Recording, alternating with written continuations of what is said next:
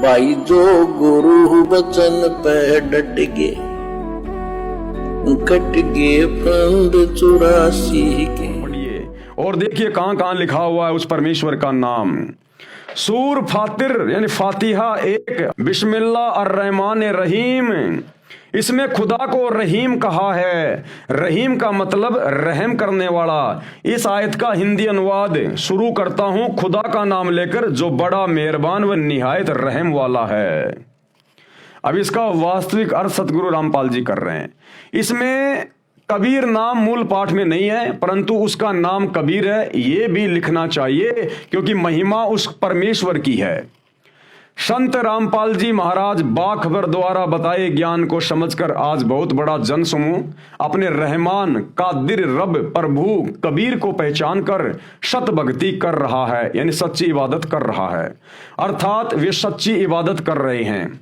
इस आयत का सही तजुर्मा अर्थात अनुवाद इस प्रकार है। बिस्मिल्लाह अर्रहमान रहीम का सही अर्थ क्या है? शुरू करता हूं खुदा का नाम लेकर जो कबीर बड़ा मेहरबान निहायत रहम वाला है। वो खुदा कबीर है जो सभी चीजों का जानकार है तथा जिसमें ये गुण हैं। विशेष सूर फातिहा 1 में 7 आयत हैं। मुसलमान समाज कहता है कि ये कुरान का ज्ञान जिसने भेजा है वह हमारा रब है, यानी शैतान को ये अपना रब मानते हैं। उसका दिया इल्म जिब्राइल फरिश्ता बिना मिलावट व फेरबदल किए ज्यों का त्यों लाया और हजरत मोहम्मद को दिया। यानी मुसलमान धर्म के फॉलोवर उलेमा काजी मुल्ला ये भी मानते हैं कि हमारे अल्लाह का दिया गया ज्ञान जिब्राइल फरिश्ते ने हमारे नबी हजरत मोहम्मद को ज्यों का त्यों दिया, उसमें कोई मिलावट नहीं है किसी भी प्रकार की। तो भैया तुम्हारा वही खुदा वही अल्लाह जो वास्तव में शैतान है, उसने जिब्राइल के माध्यम से जो ज्ञान बताया उसमें तो ये भी तो लिखा हुआ है सूरत फुरकानी 25 आयत नंबर 59 में कि जिस अल्लाह ने 7 दिन में आसमान और जमीन के दरमियान जो भी कुछ था उसको बनाया और फिर 7वें दिन तख्त पे जावे राजा, उसकी जानकारी किसी बाखबर से जा पूछो। तो मुसलमान धर्म के भाई और बहनों तुम्हारा अल्लाह तो फैल हो गया भगवान और उसके ज्ञान के विषय में, जो हजरत मोहम्मद को कह रहा है कि उस अल्लाह के बारे में जिसने पूरी कायनात को रचा मैं भी नहीं जानता। अगर ये ज्यों का त्यों है तो पहली बात तो तुम्हारे अल्लाह ने अपने आप को डुप्लीकेट घोषित कर दिया कि मैं अल्लाह नहीं हूं, I am not real god. Allah वो है जिसने 6 दिन में पूरी सृष्टि को रचा और 7वें दिन तख्त पे जा बैठा। और उसके बाद कह रहा अपने नबी से हजरत मोहम्मद से कि मैं उसके बारे में नहीं जानता, किसी बाखबर से जा पूछो। तो ना ही तो बाखबर तुम्हारा वो अल्लाह है, ना तो शैतान हुआ बाखबर, क्योंकि वो कह रहा है कि किसी बाखबर से पूछो। तो तुम्हारे डुप्लीकेट अल्लाह को भी जानकारी नहीं है, वो भी किसी बाखबर की ओर संकेत कर रहा है। और ना तुम्हारे हजरत मोहम्मद को पता, ना तुम्हारा नबी हजरत मोहम्मद बाखबर है, क्योंकि नबी को तो कह रहा है वो डुप्लीकेट अल्लाह तुम्हारा खुदा कि हजरत मोहम्मद किसी बाखबर से जाके पूछ। अगर हजरत मोहम्मद ही बाखबर होता तो तुम्हारे अल्लाह को यह बात बोलने की जरूरत ही नहीं पड़ती हजरत मोहम्मद को कि उस अल्लाह के विषय में तू किसी बाखबर से जा पूछ। तो भाई ना तो बाखबर यानी अल्लाह के विषय में जानने वाला तुम्हारा नबी हजरत मोहम्मद है और ना ही कुरान का ज्ञान देने वाला वो डुप्लीकेट तुम्हारा अल्लाह। तो बाखबर कौन है फिर? जो सारा ज्ञान रखता है, वो इल्म वाला कौन है? वो है सतगुरु रामपाल जी। तो अगर तुम्हें लगता है कि कुरान शरीफ में कोई मिलावट नहीं है, जिब्राइल ने ज्यों का त्यों ज्ञान हमारे नबी को दिया, तो फिर इन आयतों पे विचार करो, उस बाखबर की पहचान करो। उस बाखबर के बिना फिर तुम कैसे कह सकते हो कि हम सच्चे खुदा की सच्ची इबादत कर रहे हैं? क्योंकि सच्चे खुदा और उसकी इबादत के बारे में तो तुम्हारे डुप्लीकेट अल्लाह को भी नहीं पता। तभी तो नबी से कह रहा कि किसी बाखबर से जा पूछो। अगर उसको पता होता तो खुद ही बता देता, बाखबर के लिए क्यों कह रहा है? और अगर हजरत मोहम्मद वो बाखबर होता तो हजरत मोहम्मद को तो वो खुद कह रहा है कि भाई तू किसी बाखबर से जा पूछ।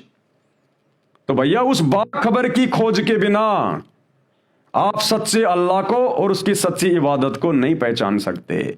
और वो बाखबर वो अल्लाह खुद ही बनकर आता है, आज आया हुआ है।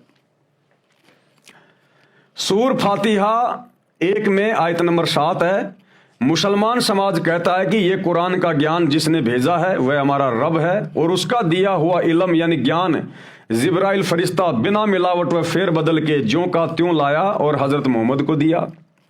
कुरान ज्ञान दाता ने कहा है, यानी मुसलमानों के डुप्लीकेट अल्लाह ने कहा है कि शुरू अल्लाह के नाम से जो बड़ा ही मेहरबान और रहम करने वाला है। यदि इसके तजुर्मों में ऐसे लिख दिया जाए कि शुरू कबीर अल्लाह के नाम से जो बड़ा ही मेहरबान और रहम वाला है, तो और सार्थक बन जाती। आयत नंबर 1, तारीफ यानी प्रशंसा अल्लाह के लिए जो सारे जहान का रब सब का मालिक है। आयत नंबर 2, वह बड़ा ही मेहरबान और दया करने वाला है। यहां पर साफ साफ लिखना था वह कबीर ही मेहरबान और दया करने वाला है। आयत नंबर 3, अंतिम न्याय के दिन का मालिक है, सबके कर्मों का लेखा वही करता है, उसी के अधिकार में है। आयत नंबर 4, हम तेरी ही इबादत पूजा करते हैं और तुझसे ही मदद चाहते हैं। आयत नंबर 5, हमको सीधा मार्ग दिखा। आयत नंबर 6, उन लोगों का मार्ग जो तेरे कृपया पात्र हुए। आयत नंबर 7, जो तेरे गजब यानी प्रकोप के भागी नहीं हुए, जो भटके हुए नहीं हैं। विशेष अब सतगुरु रामपाल जी परमेश्वर क्या कह रहे हैं इस सूर में? कुरान ज्ञान देने वाला अपने से अन्य कादिर अल्लाह सबके मालिक की इबादत करने को कह रहा है, उसकी महिमा बता रहा है कि मैं उसकी प्रशंसा कर रहा हूं। यानी कुरान शरीफ का जिब्राइल फरिश्ते के माध्यम से ज्ञान देने वाला मुसलमान भाइयों का अल्लाह तो अपने से अन्य किसी अन्य कादिर अल्लाह की प्रशंसा कर रहा है, बड़ाई कर रहा है। तो मुसलमान भाई ये कैसे कह सकते हैं कि जिस अल्लाह ने हजरत मोहम्मद को ज्ञान दिया वही सबसे बड़ा अल्लाह है, वही खुदा है? अरे वो तो किसी और खुदा की महिमा बयान कर रहा है, उसकी पाकी बयान कर रहा है, उसकी प्रशंसा कर रहा है।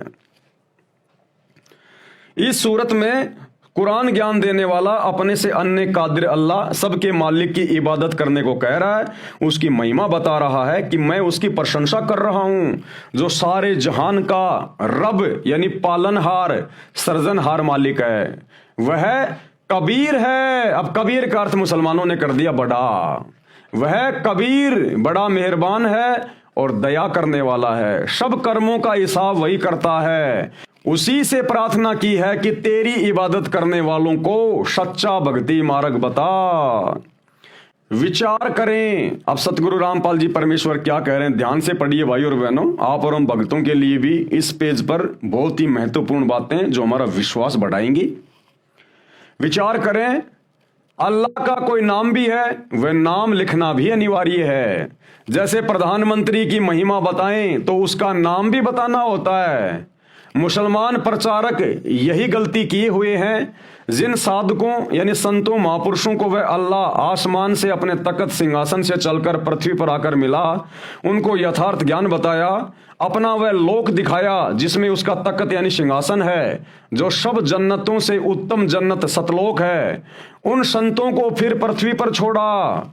उन महान आत्माओं ने आंखों देखा, अल्लाह का स्वरूप नाम तथा स्थान बताया है। हमने उन महापुरुषों पर विश्वास करना चाहिए। आदरणीय धर्मदास जी पर, आदरणीय गरीबदास जी पर, आदरणीय दादू जी पर, आदरणीय नानक जी, इन सभी को अल्लाह कबीर मिला। इनको अपने 7वें आसमान सतलोक में लेके गया जो सब जन्नतों से ऊपर है। उनको सब कुछ बताया, सब कुछ दिखाया। शैतान इस डुप्लीकेट अल्लाह से परिचित करवाया।